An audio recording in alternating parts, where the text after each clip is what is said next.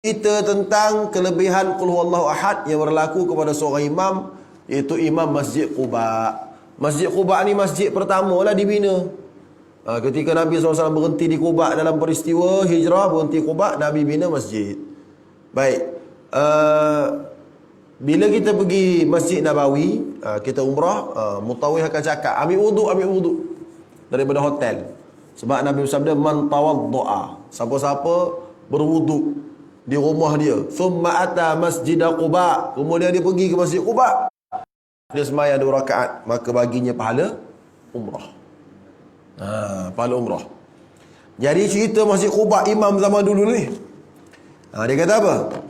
Hadis ni daripada Anas radhiyallahu anhu, qala kana rajulun minal ansar, ada seorang lelaki daripada Ansar. Ansar ni maksudnya orang Madinah lah. Orang Madinah ni dia kata dia bukan daripada orang Mekah, dia orang Madinah.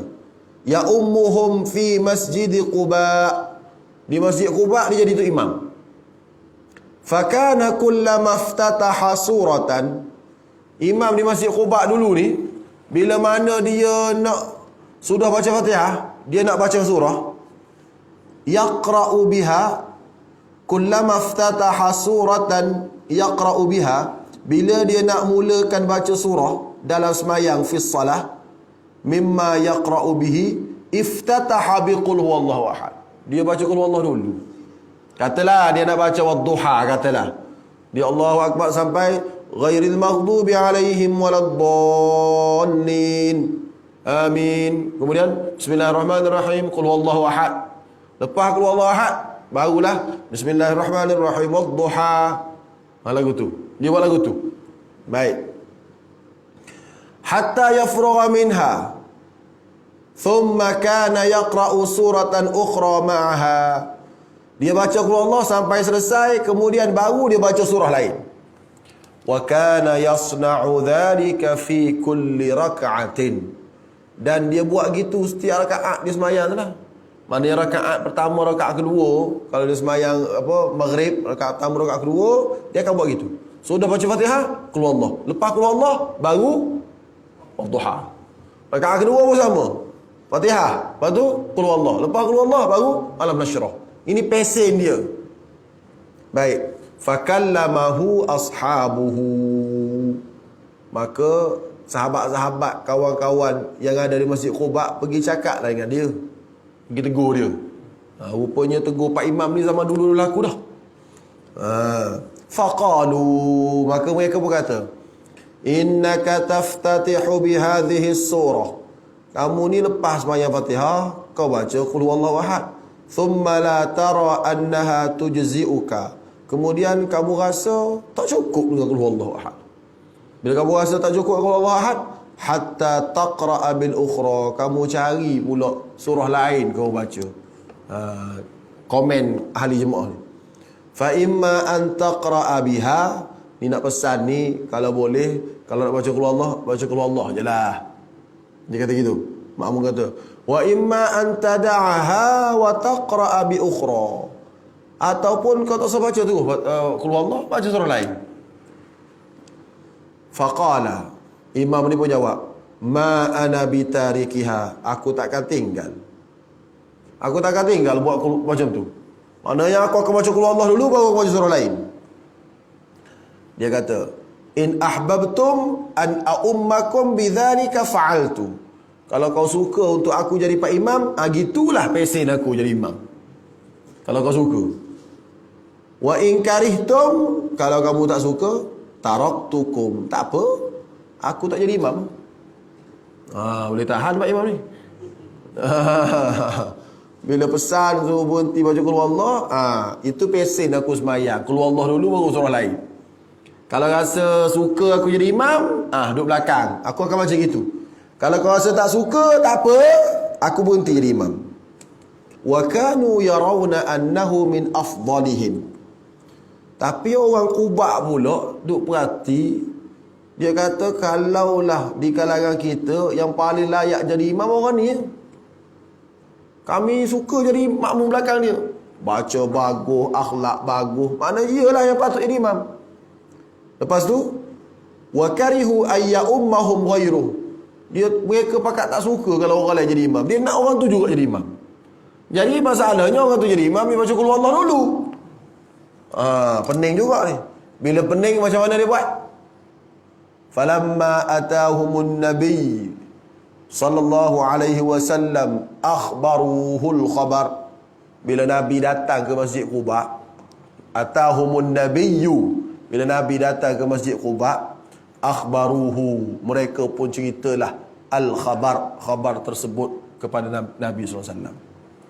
Faqala ya fulan, maka Nabi pun panggillah Pak Imam tu. Dia panggil Pak Imam, dia kata, ma yamna'uka an taf'ala ma ya'muruka bihi ashabuka wa ma hamalaka ala luzumi hadhihi surati fi kulli rak'ah. Dia kata, apakah perkara yang menyebabkan kamu tak nak ikut kawan-kawan kamu suruh, iaitu baca sama ada qul huwallahu ahad sahaja ataupun baca surah sahaja? Apa sebab? Dan apakah sebab sehingga kamu ni tak nak surah lain, nak qul huwallah aja dalam semayang, tak baca surah lain? Saya rasa perangai ni ada kat kita ni. Kita kan baca semayang qul huwallah aja, bukan aja qul huwallah. Kan semayang Zuhur kan qul huwallah, Asar qul huwallah kan. Rupanya kita ikut orang ni kot. Ke ataupun kita tak hafal surah lain, dua tu je. Jadi bila orang tanya dia, kenapa suka sangat baca qul huwallah ni? Dia jawab apa? Inni uhibbuha. Ya Rasulullah, aku sayang sangat dengan qul huwallah. Aku suka. Aku memang cinta. Uhibbuha. Aku memang cinta qul huwallahu ahad. Apa jawab Nabi? Ni jawab Nabi ni. Hubbuka iyyaha adkhalakal jannah. Sebab kamu suka qul huwallah, kamu masuk syurga.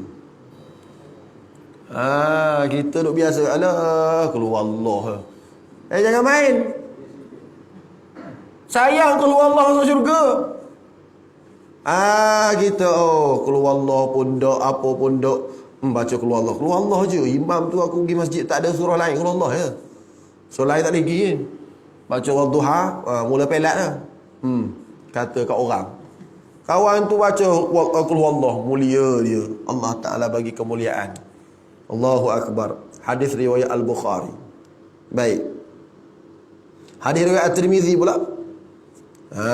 Hadis riwayat At-Tirmizi cerita lebih kurang sama. Rasulullah tanya, anna rajulan qala, seorang lelaki berkata pada Rasulullah, ya Rasulullah, inni uhibbu hadhihi surah, aku suka sangat qul huwallahu ahad. Rasulullah pun jawab, inna hubbaka iyyaha adkhalakal jannah. Sesungguhnya bila kamu cinta surah qul huwallahu ahad, Allah masukkan kamu ke dalam syurga. Allahu akbar. Banyak riwayat-riwayat yang saya sebut tadi, riwayat Imam Ahmad, riwayat Imam Bukhari, riwayat Tirmizi pun saya sebut, ni riwayat Imam Ahmad pun sama. Riwayat Imam Ahmad perkataan sama juga, iaitu cintanya kamu kepada surah qul huwallahu ahad memasukkan kamu ke dalam syurga. Allahu akbar. Lepas ni baca qul huwallah banyak-banyak, insya-Allah. Masuk syurga kita. Akhirat tu kita jumpalah syurga. Kenapa kau masuk syurga? Aku qul huwallah. Yang ni pun aku qul huwallah. Gaya kata mati mau masuk syurga qul huwallah berlaku. Carilah tok guru pula. Yang duk ceramah ni, Ustaz Rifki. Ustaz Rifki masuk syurga sebab lain. Tak apalah asal masuk syurga. Asal masuk syurga. Baik. Baik. Itu satu kelebihan. So kita faham kelebihan pertama, siapa baca qul huwallah, Allah bagi dia masuk syurga kalau dia suka qul huwallah. Baik. Yang kedua, pahala dia macam mana? Pahala qul huwallahu ahad. Hadis riwayat Al-Bukhari juga. Okey. An Abi Sa'id anna rajulan sami'a rajulan yaqra. Daripada Abu Sa'id Al-Khudri. Dia cerita seorang lelaki dengar seorang lelaki baca qul huwallah. Lelaki ni dia dengar seorang tu suka baca qul huwallah. Qul huwallahu ahad yuraddiduha. Ulang je. Jadi seorang lelaki ni dia kawan dengan lelaki dia. Dia lelaki ni, dua orang ni berkawan, dia tengok kawan dia ni hobi dia baca qul huwallah. Jadi hobi baca qul huwallah. Bila ulang qul huwallah, lelaki ni pun pergi jumpa Nabi, kawan dia ni. pergi jumpa Nabi. Dia beritahu Nabi. Fadzakara dzalika lahu. Beritahu, ya Rasulullah, kawan aku seorang tu suka sangat baca qul Allah. Asyik-asyik qul Allah je. Wa ka'anna ar-rajula yataqaluha. Orang lelaki tu cakap gitu, dia nak bagi tahu pada Nabi, qul Allah je. Mana kawan aku tu ulang qul Allah je. Macam yataqaluha, macam menganggap amalan tu amalan sikit. Kawan aku tu ulang qul Allah je. Asyik-asyik qul Allah je. Macam mana ya Rasulullah? Qul Allah je. Gitulah lebih kurangnya. Tu maksudnya taqaluha. Qul Allah je. Ingat tak Barakalladzi ke, Yasin ke, juzuk 1 ke, juzuk 10 ke. Tak ada qul Allah je dia. Dia buat gitu depan Rasulullah. Maka Rasulullah jawab, faqala an-nabi. Nabi jawab, wallazi nafsi biyadihi, demi Allah yang mana jiwaku berada di bawah kekuasaannya, innaha la ta'dilu thulutsal Quran. Qul wallah ni sama dengan 1/3 Quran. Bila kawan ni kata qul wallah je lah dia baca, kan, seolah-olah dia mensedikitkan pahala. Maka Rasulullah kata, demi Allah, qul wallah tu 10 juzuk, 1/3 10 juzuk. Kalau baca 3 kali khatam. Lepas ni tak ngapa Quran lagi kayak gitu. Tak ada apa, anak-anak pun tak boleh hantar tahfiz ya. Kenapa? Ajar qul Allah 3 kali selesai. Jangan lagu tu. Ini nak bagi tahu kelebihan. Sama juga tuan-puan. Tuan-puan kalau tuan-puan sembahyang subuh, bila sembahyang subuh, tuan-puan berzikir pada Allah Ta'ala sampai naik matahari. Zikir sampai naik matahari. Kemudian bila masuk waktu syuruk, lebih kurang 15 minit selepas syuruk, tuan-puan pun sembahyang sunat isyraq 2 rakaat. Satu tafsir ulama sampai waktu duha, tuan-puan pun sembahyang duha 2 rakaat. Maka bagi tuan-puan pahala haji dan umrah yang sempurna. Jadi maknanya tak perlu simpan duit lah tabung haji dah lepas ni. Lain, yang tu kena. Jangan aku tak perlu pergi haji lah. Kenapa tak perlu pergi haji? Aku lepas sembahyang subuh, aku zikir sampai nak matahari tu, aku sembahyang solat isyraq pula 2 rakaat. Nabi bagi tahu dalam hadis riwayat, dalam hadis yang disebut oleh Al-Imam An-Nawawi dalam kitab Al-Azkar, pahala dia adalah seperti melaksanakan ibadat haji yang sempurna. Nabi ulang 3 kali. Ka ajri hajjatin wa umratin tamatin tamah. Sempurna 3 kali. Kau pergi haji habis apa 20,000 tu, belum tentu lagi sempurna haji kau. Aku Nabi bagi tahu dah sempurna, so tak perlu pergi haji aku. Yang ni ajaran sesat. Kena pergi haji. Sama yang kita belajar ini. Qul huwallahu ahad berapa kali? 3 kali menyamai sebuah Quran. So tak perlulah baca surah lain. Tak boleh. Surah lain kena baca juga. Tapi biarlah jadi qul huwallahu ni antara zikir kita yang kita minati. Baca qul huwallahu banyak-banyak. Baik. Nabi tanya soalan lain pula. Hadis Al-Bukhari juga ni. Hadis Bukhari, Rasulullah SAW pernah bertanya kepada sahabat-sahabat dia, aya'jizu ahadukum ay yaqra'a thulutsal Qur'ani fi lailah? Susah ke nak baca 10 juzuk satu malam? Nabi tanya. Maka sahabat jawab macam kita jawab lah. Kalau saya tanya soalan ni, tuan-puan jawab susah ke senang? Susah ke nak baca 10 juzuk satu malam? Fashaqqa dzalika alaihim. Maka soalan tu rasa beratlah sahabatnya. Wa qalu, sahabat pun jawab, ayyuna yutiqu dzalika ya Rasulullah? Siapa dia mampu baca satu malam 10 juzuk? Banyak ya Rasulullah. Kan? Macam mana nak baca? Banyak nak bagi tahu satu malam 10 juzuk. Nabi pun jawab, Allahul wahidus samadu thuluthul Quran. Maknanya qul huwallahu ahad tu 1/3 Quran. Jadi nak tidur malam ni baca. Nak tidur malam ni baca 3 kali khatam 30 juzuk. Saya ingat saya kecil-kecil dulu kan almarhum apa nama mak saya.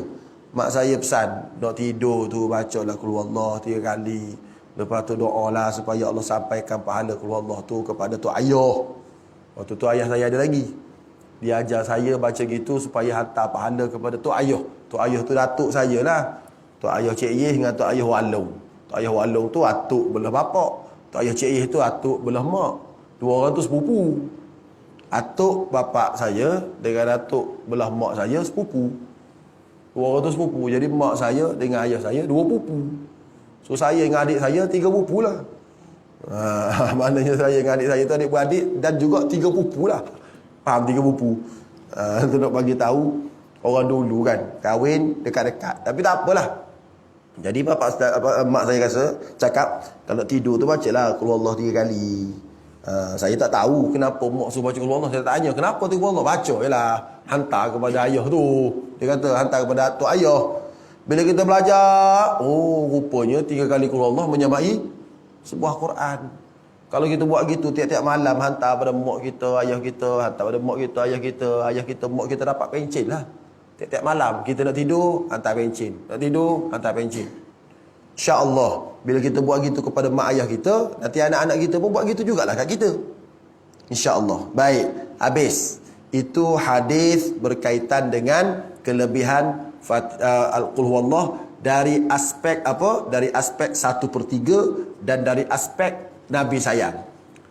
Lagi. Ada lagi. Kelebihan seterusnya nak bagi tahu, siapa baca Qul Huwallahu Ahad, kelebihan yang ketiga, kelebihan pertama tadi apa? Sayang Qul Huwallah boleh masuk syurga. Kelebihan kedua, sekali baca Qul Huwallah menyamai 10 juzuk. Kelebihan ketiga, Nabi SAW bersabda, riwayat Imam Ahmad, man qara'a Qul Huwallahu Ahad, siapa-siapa baca Qul Huwallahu Ahad hatta yakhtimaha, sampai habislah, sampai habis Qul Huwallahu Ahad 4 ayat tu, 10 marrat, berapa kali baca? 10 kali. Banallahu lahu qasran fil jannah, Allah Ta'ala akan bina kepada dia satu mahligai dalam syurga. 10 kali satu mahligai. Kita boleh buat banglo bising, seronok je letak dalam Facebook, bangloku sudah siap. Padahal banglo kampung je, bangga je, tak mudah dah bangga je. Betul tak? Ini boleh bina mahligai dalam syurga. Berapa kali? 10 kali sebuah mahligai, 10 kali sebuah mahligai, 10 kali sebuah mahligai. Faqala Umar Al-Khattab, Umar pun jawab, idzan, kalau gitu ya Rasulullah, nastakthir, ya Rasulullah, kalau gitu banyak kita punya mahligai. Kalau gitu banyak lah, dia kata. Jadi jawab jawab Rasulullah, Allahu akthar wa atyab, Allah lagi kaya. Setakat nak bagi mahligai kat kau tu senyum je lah, gitulah bahasanya. Allah lagi kaya, Allah lagi baik, setakat nak bagi mahligai kat kau tu. Jadi malam ni kita binalah sebuah mahligai dalam syurga. InsyaAllah. Baik, kejap lagi nanti nak habis kuliah tu kita bacalah Qul Huwallah 3 kali, sekali khatam. Lepas tu kita baca pula Qul Huwallah 10 kali, siap mahligai. Lepas tu kita makan lah. Betul tak? Bina dulu mahligai malam ni Baik. Kemudian hadis lain lagi. Tapi hadis ni hadis mursal. Hadis mursal maknanya hadis yang diriwayatkan daripada tabi'in, terus dia bagi tahu Nabi bersabda. Tabi'in, dia biasanya tabi'in ambil daripada sahabat, sahabat ambil daripada Nabi. Ni tabi'in bagi tahu. Tabi'in bagi tahu. Aku dengar dia bagi tahu Rasulullah bersabda. Mana sahabatnya? Sahabat tak ada. Bila sahabat tak ada, dia panggil hadis mursal. Baik. Mana dia? Hadis mursal Sa'id bin Al-Musayyib. Seorang ulama di Madinah, nama dia Sa'id Al-Musayyib. Dia di tabi'in. Dia tak sempat jumpa Nabi, tapi dia sempat jumpa Abu Hurairah. Sebab Abu Hurairah bapa mertua dia. Sa'id Al-Musayyib ni Abu Hurairah bapa mertua dia. Jadi dia menantu Abu Hurairah. Abu Hurairah tu Rasulullah. Sa'id Al-Musayyib kata Rasulullah bersabda. Maknanya tak ada generasi sahabat. Dia kata Rasulullah bersabda. Dia kata bila Rasulullah bersabda, maknanya hadis ni bertaraf mursal. Tapi ulama menghukumkan mursal Sa'id bin Musayyib ni mursal jayyid, mursal bagus. Kenapa mursal bagus? Sebab dianggap yang Sa'id cakap tu diambil daripada bapa mertua dia. Siapa bapa mertua dia? Abu Hurairah. Cuma dia tak sebut je. Dia kata Nabi bersabda. Nabi bersabda. Jadi dia tak cakap aku terima hadis ni daripada bapa mertua aku Abu Hurairah. Bahawasanya Nabi bersabda. Kalau dia cakap gitu, hadis tu jadi hadis sahih. Tapi hadis ni bertaraf mursal. Tapi mursalnya mursal jayyid. Tak apa. Apakah yang dikatakan oleh Sa'id Musayyib? Rasulullah SAW sabda, "Man qara'a qul huwallahu ahad 10 marat banallahu lahu qasran fil jannah." Siapa-siapa yang baca qul huwallahu ahad 10 kali, Allah Taala bina satu mahligai dalam syurga. Wa man qara'aha 20 marrah, kalau dia baca 20 kali, 4 kali sendiri ya. Banallahu lahu qasraini fil jannah. Allah bina 2 buah mahligai dalam syurga. Wa man qara'aha 30 marrah, siapa-siapa yang baca 30 kali, maka Allah Ta'ala bina 3 buah mahligai dalam syurga. Ikut tuan puan lah malam ni. Tuan puan nak apa nama? Nak baca berapa kali. Makin banyak tuan puan baca, makin banyak mahligai yang Allah Ta'ala akan kurniakan kepada tuan puan. Baik. Kemudian kita baca lagi hadis lain lagi.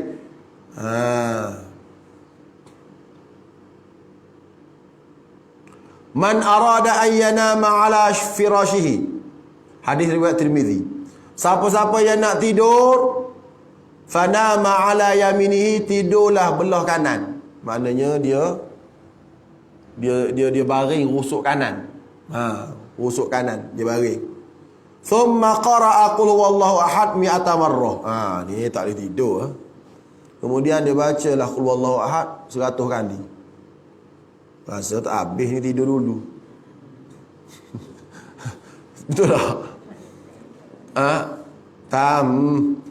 Kenapa? Kalau kita baca qul huwallahu cepat tidur. Kalau tengok bola tak tidur.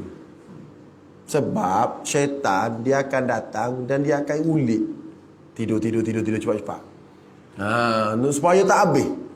Jadi kata Rasulullah SAW, hadis riwayat At-Tirmizi, dia kata barang siapa yang nak tidur kemudian dia tidur dengan rusuk kanan, thumma qara'a qul huwallahu ahad, kemudian dia baca qul huwallahu ahad 100 marrah 100 kali, fa idza kana yaumul qiyamah yaqulu ar-rabbu azza wa jalla, bila hari kiamat nanti Allah Taala berfirman kepada dia, ya abdi wahai hambaku, udkhul ala yaminikal jannah, masuklah ke dalam syurga ikut sebelah kananmu. Ni kalau dia boleh buat segini rasa tak boleh buat ni. Kita ni payah nak buat. Tak apalah kita baca qul huwallahu tak mampu 100 kali waktu nak tidur pun. Baca 3 kali ke 10 kali ke. Baik. Dalam kaedahnya, dalam kaedah dia panggil man la yudrak ma la yudraku kulluh la yutraku kulluh. Kalau tak mampu buat semua, jangan tinggal semua.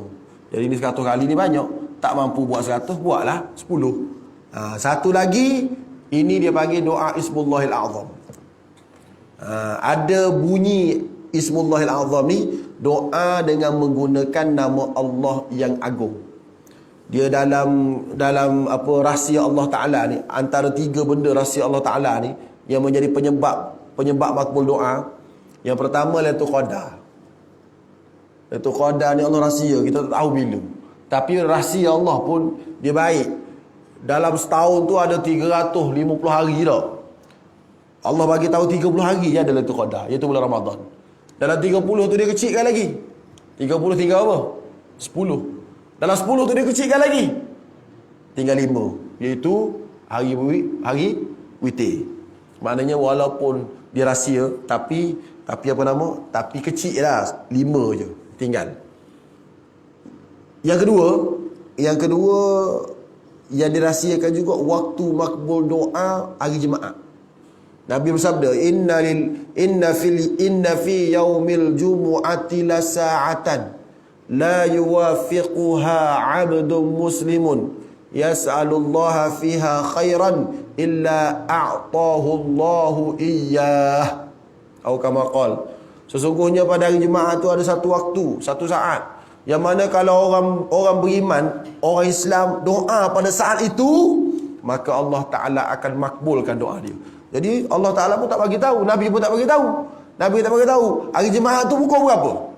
Kalau lah Nabi bagi tahu hari Jumaat tu lepas asar, tepat-tepat pukul 5 petang, tak pergi pasal malam kayak gitu. Kalau Nabi bagi tahu tepat, tapi Nabi tak bagi tahu. Jadi ulama-ulama pun ada yang kata lepas asar. Lepas asar pun tak tahu bila. Jika adalah pandangan yang kuat kata lepas asar. Ada kata waktu mula-mula khatib naik mimbar sampai siap sembahyang. So kita tak tahu masa mana. Itu adalah antara rahsia Allah tentang makbul doa. Pertama itu qadar, kedua apa nama? Kedua hari Jumaat, Ketiga Nabi bersabda siapa-siapa yang berdoa dengan Ismullahil A'zam, Allah Taala makbul. Ismullahil A'zam maksudnya siapa-siapa berdoa dengan nama Allah yang paling agung. Jadi sebahagian ulama kata nama Allah paling agung iaitu Ya Hayyu Ya Qayyum. Ada, sebab ada riwayat kata gitu. Ada juga wa ilahukum ilahu wahidun la ilaha illahu ar-rahmanur rahim. Ada juga. Jadi tak tahu mana satu. Salah satunya ada juga Nabi bagi tahu. Nabi bagi tahu cerita tentang seorang lelaki. Hadis riwayat Buraidah an abihi, daripada ayah dia. Annahu dakhala ma'a Rasulillah sallallahu alaihi wasallam al-masjid. Satu hari dia masuk dalam masjid bersama dengan Rasulullah sallallahu alaihi wasallam. Fa idza rajulun yusalli, tiba-tiba dia tengok seorang lelaki sedang sembahyang. Wa yad'u, dan lelaki dia doa. Wa yaqulu, dan dia berkata dalam doa dia tu, Allahumma inni as'aluka bi anni ashhadu an la ilaha illa anta al-ahad as-samad alladhi lam yalid wa lam yulad wa lam yakul lahu kufuwan ahad. Tu cara dia doa. Allahumma inni as'aluka bi anni ashhadu annaka antallah la ilaha illa anta al-ahad as-samad alladhi lam yalid wa lam yulad wa lam yakul lahu kufuwan ahad. Tu, dia doa gitu. Lepas tu baru dia minta. Maknanya muqaddimah dengan Ya Allah, aku mohon kepadamu ya Allah, yang mana tak ada dah Tuhan selainmu ya Allah. Kamu satu je. Kamu tempat aku mengadu, aku bergantung. Kamu tak beranak, kamu tidak diperanakkan. Tak ada makhluk yang sama dengan kamu. Kamu satu je. So aku minta dengan kamu ya Allah. Dia pun sebut permohonan dia. Aku minta dengan kamu ya Allah, Covid ni ya Allah, kalau zaman sekarang ada. Covid ni selesaikanlah cepat-cepat sampai 400 kes hari ni ya Allah. Tolong selesaikan cepat-cepat ya Allah. Contoh. Jadi muqaddimah doa dia tu, Allahumma inni as'aluka bi anni asyhadu annaka antallah la ilaha illa antal ahad as-samad alladzi lam yalid wa lam yulad wa lam yakul lahu kufuwan ahad. Kemudian Nabi pun kata, wallazi nafsi biyadihi, demi Allah yang mana jiwaku berada di bawah kuasanya, laqad sa'alahu, sesungguhnya lelaki itu telah minta dengan Allah bismihil a'zam, dengan menggunakan ismullahil a'zam, alladhi idza su'ila bihi a'ta Allah. Idza su'ila bihi a'ta, kalau diminta sesuatu dengan guna nama ni, a'ta, Allah bagi. Wa idza du'iya bihi ajaba, kalau doa dengan menggunakan doa ini, ajaba, Allah mustajabkan. Hadis riwayat At-Tirmizi. Saya kongsi benda ni, ini pengalaman. Saya kongsi doa ni dalam saya punya Facebook. Saya kongsi, kalau nak doa, muqaddimah lah dengan doa ni. Lepas tu minta lah apa-apa. Ini saya pun ceritalah hadis ni. Beberapa waktu lepas tu ada orang messenger saya. Saya tak kenal dia. Hamba Allah ni messenger saya. Dia bagi tahu, terima kasih Ustaz share doa tu. Banyak masalah saya selesai selepas saya baca doa tu. Dalam headset saya tu. Banyak masalah saya selesai selepas saya amal doa yang Ustaz share dalam Facebook. Bila saya share tu, jadi banyak masalah selesai. Dia baca. Jadi dia nak apa-apa, dia baca muqaddimah doa tu. Saya kata bukan saya bagi tahu, Nabi bagi tahu. Cuma saya tolong tampal je hadis tu. Wall saya. Kan bagus. Tampal hadis-hadis Nabi kat wall. Ini duk tampal entah apa-apa. Tampal lagu Blackpink lah, apa hal ni. Betul kan? Tu mengaruk lagu tu. Jadi tampal lah hadis-hadis Nabi. Baik. Hadis seterusnya. Kita baca hadis terusnya. Hadis terusnya, qala al-Hafiz Abu Ya'la al-Musili, haddatsana Abdul A'la haddatsana Bishr bin Mansur an Umar bin Syaiban an Abi Shaddad an Jabir bin Abdullah qala qala Rasulullah sallallahu alaihi wasallam thalathun man jaa bihinna ma'al iman dakhala min ayyi abwabil jannati syaa wa zuwija min al-huril 'ain haitsu syaa man 'afa 'an qatilihi wa adda dainan khafiyan wa qara'a fi duburi kulli salatin maktubatin 10 marrat qul huwallahu ahad. Faqala Abu Bakar au ihdahunna ya Rasulullah, qala au ihdahunna. Maksud dia gini, daripada Jabir bin Abdullah, yang ni dia tak bagi tahu status hadis ni, tapi kitab ni kitab besar ni, tafsir Ibnu Katsir. Kitab besar lah ni tafsir Ibnu Katsir ni. Kita tafsir. Dalam kata tafsir Ibnu Katsir ni dia kata tentang kelebihan qul huwallahu ahad. Salah satu hadisnya disebut tadi. Apa hadis dia? Mana tadi? Okey. 3 perkara. Siapa yang mati bawa iman, dia mati bawa iman. Maknanya dia mati dalam keadaan beriman lah. Dan waktu hidup tu dia ada satu amalan dia buat. 3 perkara ni. Dia boleh masuk mana-mana syurga dia nak. Pilih mana-mana pintu syurga dia nak. Dah lah boleh masuk syurga mana-mana dia nak. Wa zuwija minal huril 'ain haitsu syaa. Dan dikahwinkan dia dengan bidadari. Bidadari mana dia nak boleh berlaku. Kalau tanya bidadari mana tuan-puan nak? Saya jawab nak berlaku. Pasal bidadari nak berlaku, comel. Baik. Okey, baik. Tiga orang ni. Yang pertama, man afa an qatilihi. Siapa-siapa boleh man afa an qatilihi, siapa-siapa boleh maafkan orang yang bunuh dia. Satu. Wa adda dainan khafiyya, dan dia tunaikan. Yang kedua, orang yang tunaikan hutang secara diam-diam. Yang ni mungkinlah maksud dia, kalau kawan kita ada hutang, susah hidup dia, kita pun pergi selesaikan hutang dia, dan dia tak tahu kita selesai hutang dia. Tiba-tiba bila orang datang, hutang kamu selesai dah, ada seorang hamba Allah selesaikan. Gembira lelaki tu. Ni orang kedua. Orang ketiga, orang yang baca setiap kali lepas mayang 10 kali qul huwallahu ahad. Jadi tiga ni dia boleh masuk mana-mana pintu syurga yang dia kehendaki. Sahabat tanya, kena buat 3-3 ke? Ke buat satu okey dah? Maknanya nak buat 3-3 ni maknanya dia kena buat 3 perkara tu lah, 3 tadi. Dia kata, Nabi kata ihdahunna, satu pun okey dah. Jadi tuan-puan pilih mana? Qul Allah 10 kali, mudah sikit. Nak bayar hutang orang, sorry. Hutang kita pun pening. Nak selesaikan hutang orang. Tapi sungguh tuan-puan, kalau kita boleh selesaikan hutang orang kan, orang susah kita selesaikan hutang dia, tuan-puan bayangkan tak? Mesti dia besar sungguhlah penghargaan dia. Kita tahu dia ni lekat hutang, susah hidup, kita pergi jumpa, hutang hamba Allah ni saya tolong bayar, selesai hutang ni. Lepas ni jangan buat apa-apa. Kalau kat Thailand, saya nak cerita kat Thailand, yang benda ni tak betul. Benda tak betul. Saya harap video ni sampai ke Thailand. Benda tak betul di Thailand antaranya ialah gadaian. Bila seorang tu nak duit, contohnya anak dia nak masuk universiti lah, dia perlu duit RM5,000. Bila dia perlu duit RM5,000, anak dia nak masuk universiti, dia orang miskin, dia ada kebun, katalah dia ada kebun, dia tu lebih kurang kebun dia, katalah kebun dia 1 ekar contoh. Kebun apa? Kebun getah. Jadi dia duduk menoreh kat kebun getah tu lah.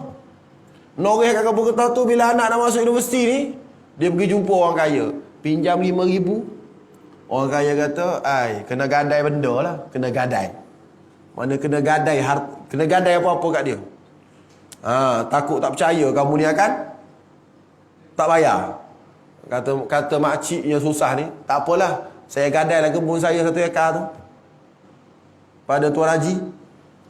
Tuan Haji tu bagilah 5,000. Bila gadai kebun tu, hasil kebun tu dah tak dapat pada makcik tu, dapat pada Pak Haji. Hukumnya berdosa. Pemegang gadai tidak boleh ambil manfaat daripada barang gadaian. Itu kaedah dalam mazhab Syafi'i. Faham tak maksud saya? Contoh, tuan puan nak berhutang dengan saya. Contoh, tuan puan, saya pun tak percaya bayar ke tak. Bawa sini kereta, gadai kereta. Saya tak boleh guna kereta tuan puan. Duduk situ. Tak boleh guna. Tak boleh ambil manfaat daripada barang gadaian. Tak boleh guna. Bila sampai satu tahap janji nak bayar. Nak bayar bila? Sebulan. Pinjam dengan saya 20,000, nak bayar sebulan. Sebulan tak boleh bayar. Berhak saya ambil kereta tuan puan tu, pergi kat Yuska, jual. Maka Yuska pun kira 40,000. So saya ambil 20,000, 20,000 tuan puan ambil semula. Itu kaedah dia. Jadi makcik ni pula, bila dia dah berhutang 5,000 ni, tak ada duit ni, anak nak masuk universiti, maka orang ni pun bagi. Jadi bila bagi 5,000 ni, jadi hasil kebun dia tu yang dia duk menoreh tu dapat pada siapa? Dapat kepada orang yang bagi hutang 5,000 tu. Makcik ni pun cakap, saya yang menoreh kat kebun tu. Jadi kata token ni, kalau dulu kalau dulu hasil torehan kau tu dapat 100% kat kau dulu, sekarang kira kau makan gaji dengan aku lah. Kalau menoreh dapat sebulan ni dapat 500, 200.5 dapat kat kau, 200.5 dapat kat aku. Lagu tu lah kat Thailand ni saya bagi tahu ni. Supaya sampai video ni. Orang Thailand ramai tengok video saya. Saya tahu, mak saudara saya pun saya tahu. Jadi makin susah lah kawan ni. Habis bila dia boleh bayar hutang dia? Sampai bila tak boleh bayar hutang dia?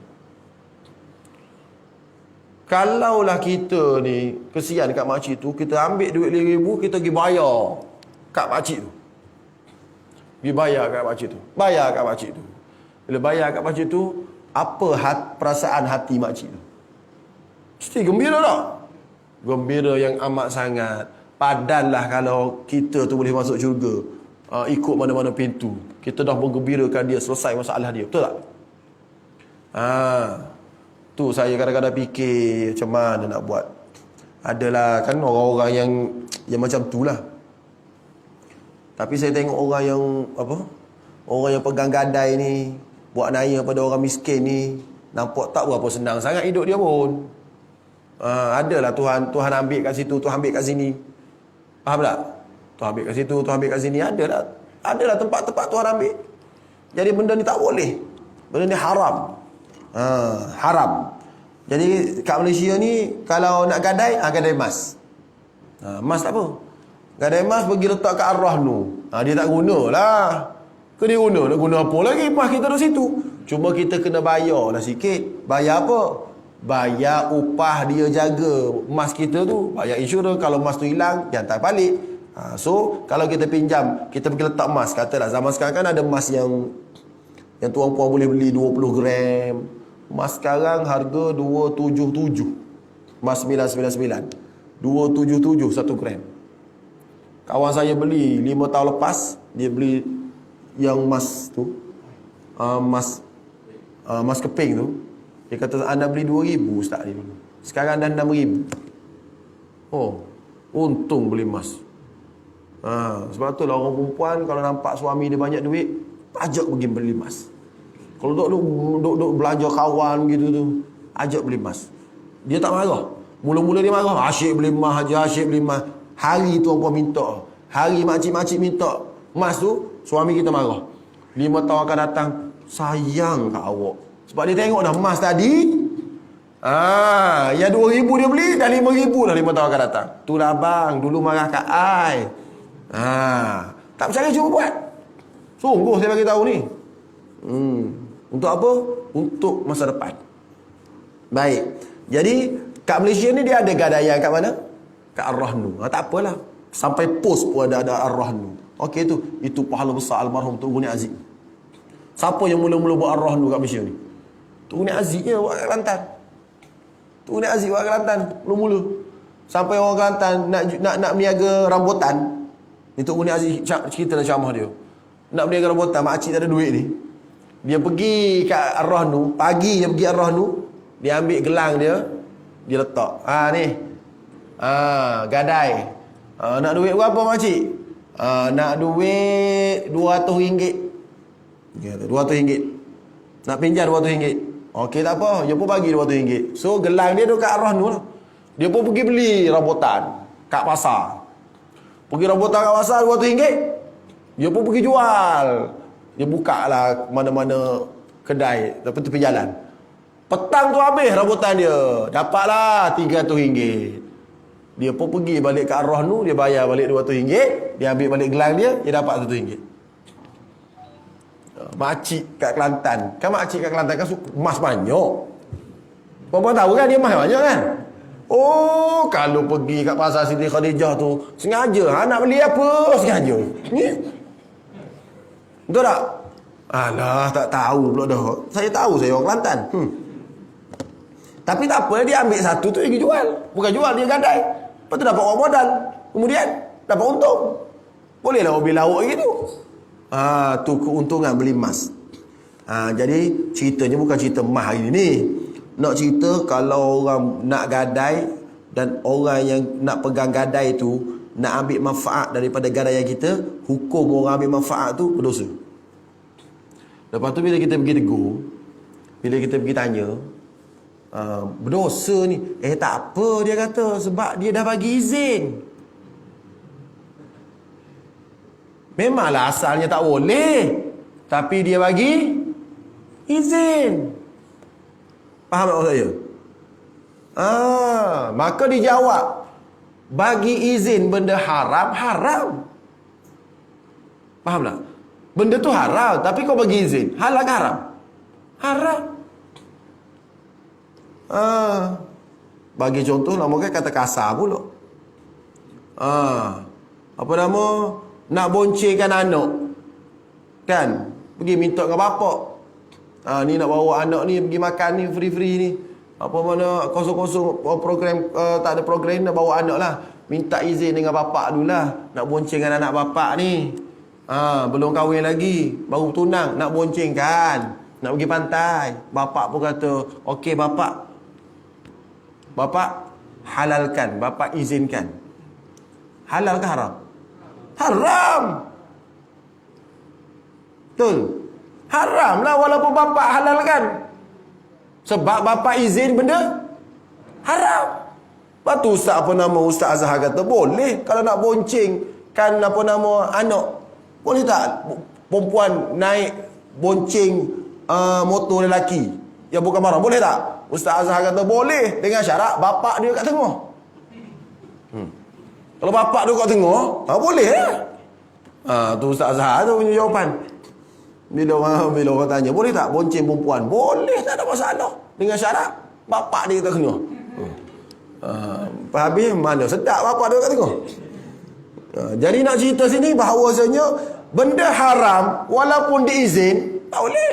Jadi sekarang mengambil manfaat daripada daripada barang gadaian tu haram dalam syariat. Dia izinkan, tak boleh sebab benda tu haram. Baik.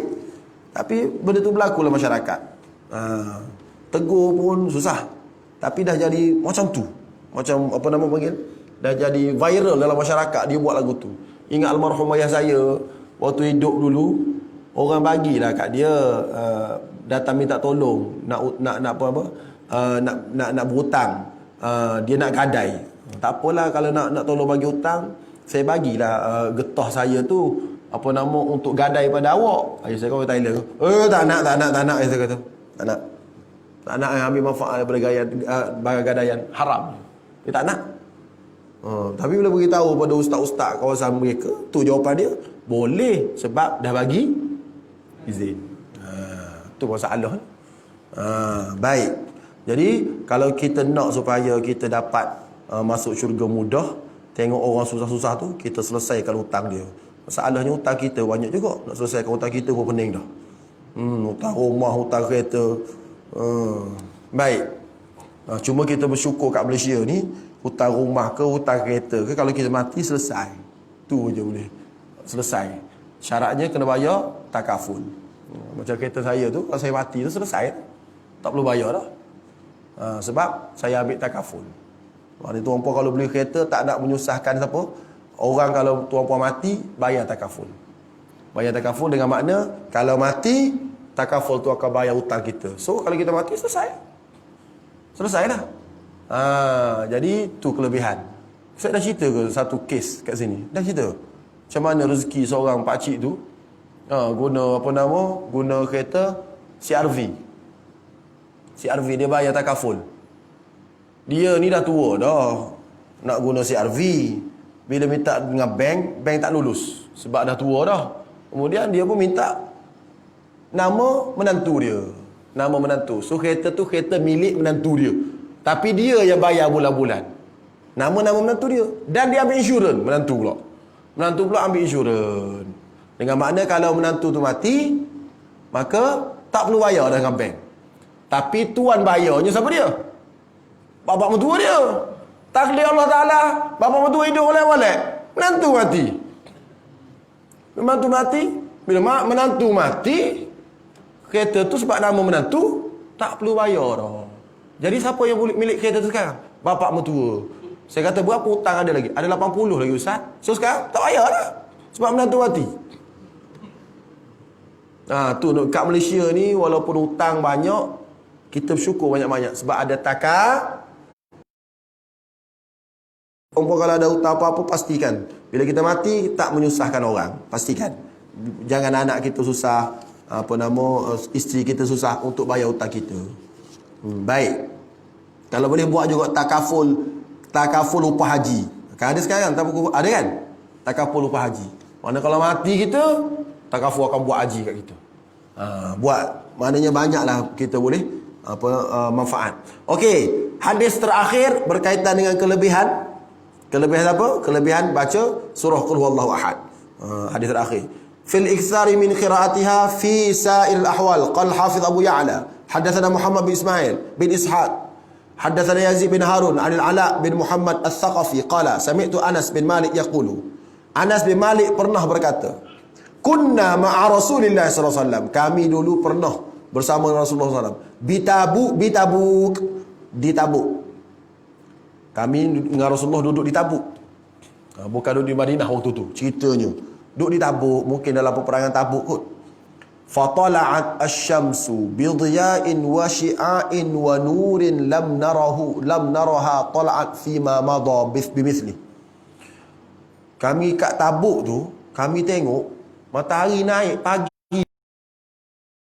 Sinaran dia punya cahaya tak macam biasa dia kata.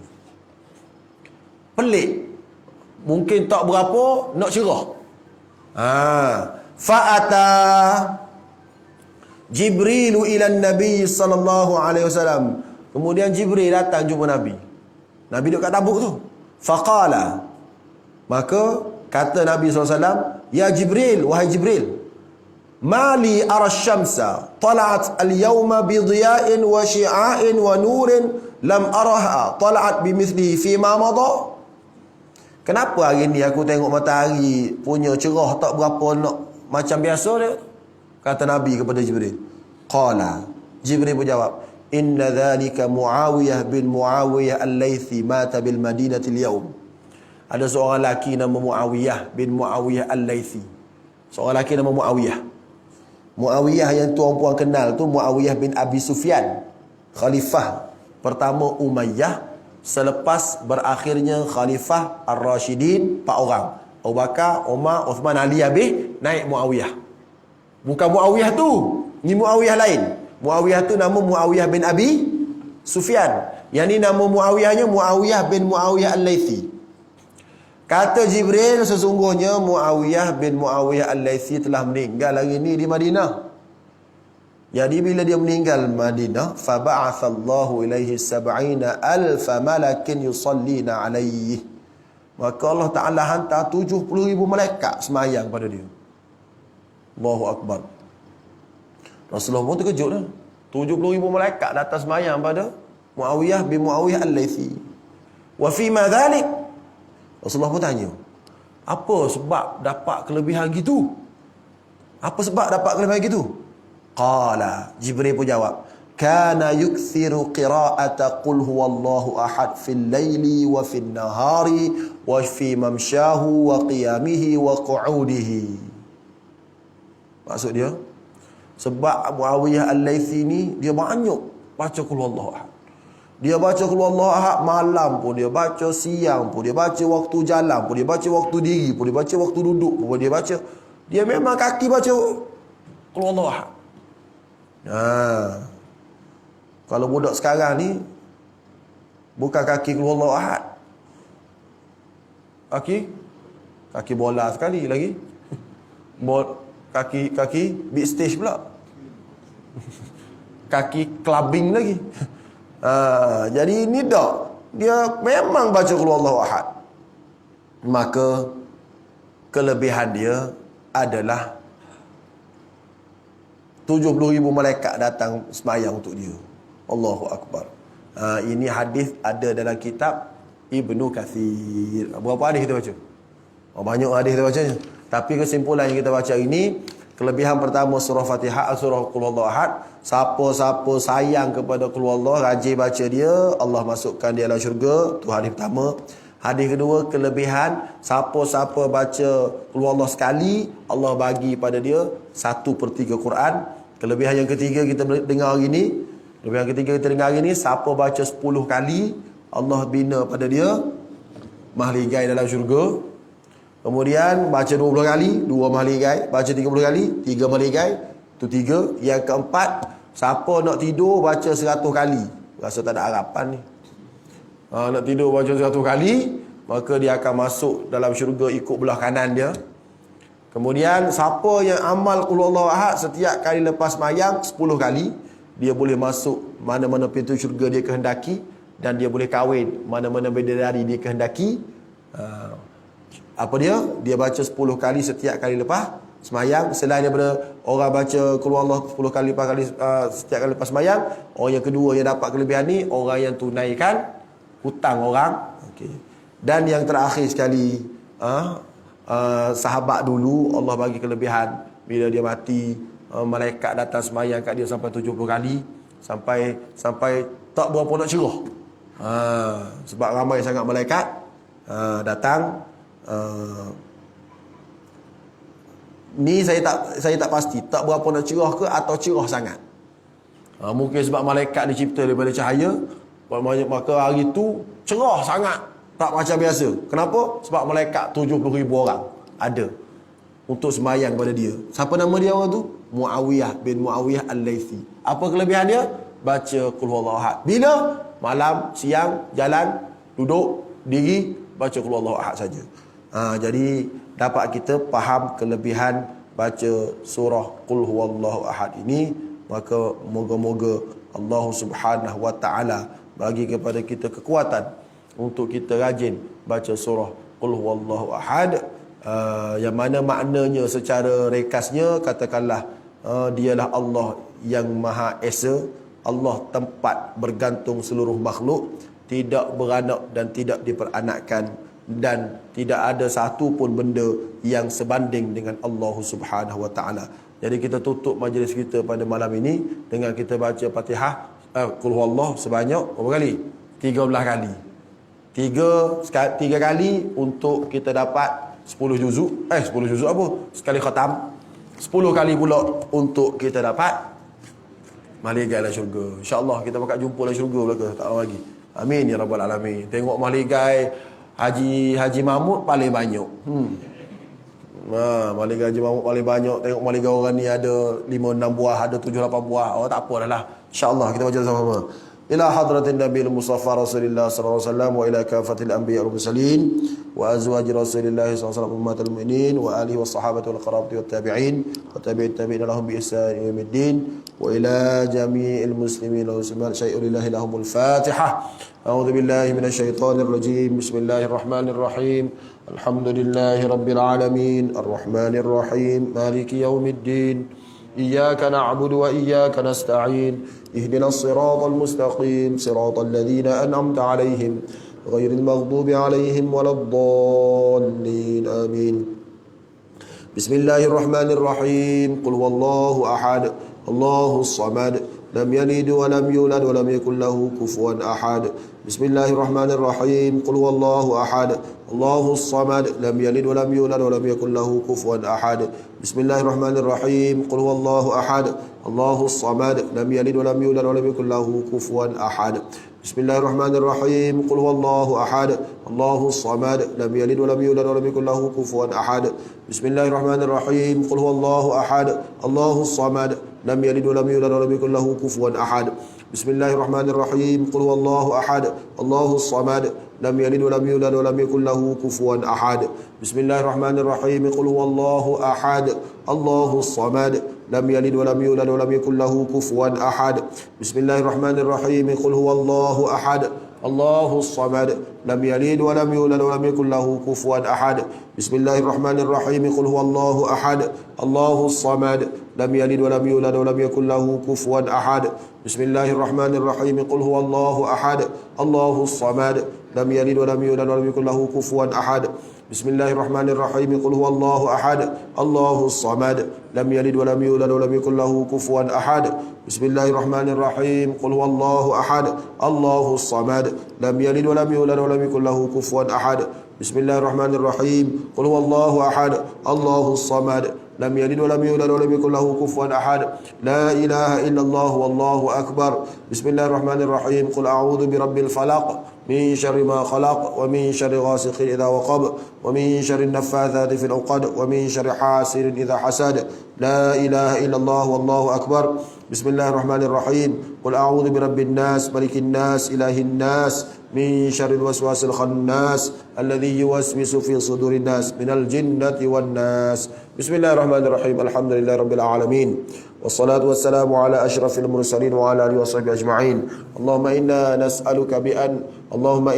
نسألك بأننا نشهد أنك أنت الله لا إله إلا أنت الأحد الصمد الذي لم يلد ولم يولد ولم يكن له كفوا أحد أن تغفر لنا ذنوبنا وأن تجعلنا من أهل الخير وأن تعاملنا معاملتك لأهل الخير وأن تختم لنا بحسن الخاتمة وأن تهب لنا ذرية طيبة وأن تدخلنا الجنة Ya Allah, ya Tuhan kami, dengan berkat nama-Mu ya Allah, dan kami beriman bahawasanya tidak Tuhan melainkan-Mu ya Allah, kami mohon kepada-Mu ya Allah agar Engkau ampunkan segala dosa kami. Engkau jadikan kami ni orang-orang yang saleh dan baik-baik. Engkau kurniakan kepada kami zuriat keturunan yang baik-baik. Engkau tutupkan hidup kami dengan husnul khatimah, dan Engkau ampunkan segala, Engkau masukkan kami semua ke dalam syurga-Mu ya Allah ya Arhamar Rahimin. اللهم ارفع عنا القحط والغلاء والوباء والبلاء وجميع أمراض والأسقام. Ya Allah, ya Tuhan kami mohon agar Engkau angkat daripada kami, hindarkan daripada kami semua ya Allah segala bala bencana, segala wabak penyakit, segala penyakit berbahaya. Wa azil 'anna asy-syukuk wadh-dhunun wal-awham, dan Engkau hilangkan daripada hati kami rasa keluh kesah, rasa takut dan rasa tidak aman ya Allah. Allahumma dawina bidawaika, ya Allah Kau ubatlah kami dengan ubat dari sisi-Mu. Washfina bishifaika, Kau kurniakan kepada kami penawar dengan penawar dari sisi-Mu. Wa'afina min balaika, Engkau sejahterakan kami daripada segala bala bencana-Mu. Wasrif 'anna al-adha wal amrad wal asqam, Kau jauhkan daripada kami segala jenis penyakit yang berbahaya, wal waba, dan segala jenis wabak-wabak yang berjangkit, bi rahmatika ya arhamar rahimin, dengan berkat rahmat kasih sayang-Mu juga ya arhamar rahimin. Rabbana atina fid dunya hasanah wa fil akhirati hasanah wa qina adzabannar. Wa sallallahu ala sayyidina Muhammadin wa ala alihi wasallam. Walhamdulillahi rabbil alamin. Taqabbalallahu minkum.